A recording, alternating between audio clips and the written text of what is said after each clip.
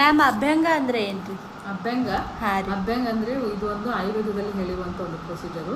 ಈ ಪ್ರೊಸೀಜರ್ದಲ್ಲಿ ನಾವು ಏನು ಮಾಡ್ತೇವೆ ಅಂತಂದರೆ ಇಡೀ ಶರೀರವನ್ನು ತೈಲ ಅಥವಾ ಎಣ್ಣೆಯಿಂದ ಮಸಾಜ್ ಮಾಡ್ತೇವೆ. ಮಸಾಜ್ ಯಾಕೆ ಮಾಡಬೇಕು ಅಂತ ಹೇಳಿದ್ದಾರೆ ಆಯುರ್ವೇದದಲ್ಲಿ ಅಂದರೆ ಅಭ್ಯಂಗಂ ನಿತ್ಯಮಾಚಾರ್ಯ ಸ ಜರಾಶ್ರಮ ವಾತಾವರ ಅಂದರೆ ಪ್ರತಿನಿತ್ಯ ನಾವು ಅಭ್ಯಂಗವನ್ನು ಮಾಡ್ಕೊಳ್ಬಹುದು.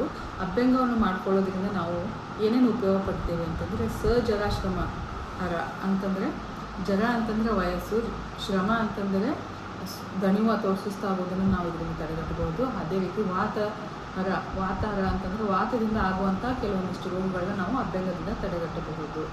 ಇದು ಅಲ್ಲದೆ ಚರ್ಮದಲ್ಲಿ ಕಾಂತಿ ಅಥವಾ ಮೃದುತ್ವವನ್ನು ಕಾಪಾಡಿಕೊಳ್ಳಬಹುದು.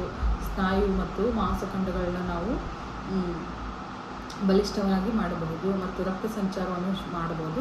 ಸ್ವಲ್ಪ ಮಟ್ಟಿಗೆ ಡಿಟಾಕ್ಸನ್ನು ಸಹ ಇದನ್ನು ಮಾಡಬಹುದು. ಇದನ್ನು ಪ್ರತಿನಿತ್ಯ ನಿಮಗೆ ಮಾಡ್ಕೊಳ್ಳೋಕ್ಕಾಗಲಿಲ್ಲ ಅಂತಂದರೂ ಕನಿಷ್ಠ ಪಕ್ಷ ವಾರದಲ್ಲಿ ಒಂದ್ಸಲ ಆದರೂ 15 ದಿವಸಕ್ಕೆ ಒಂದ್ಸಲ ಆದರೂ ಮಾಡ್ಕೊಳ್ಳೇಬೇಕು.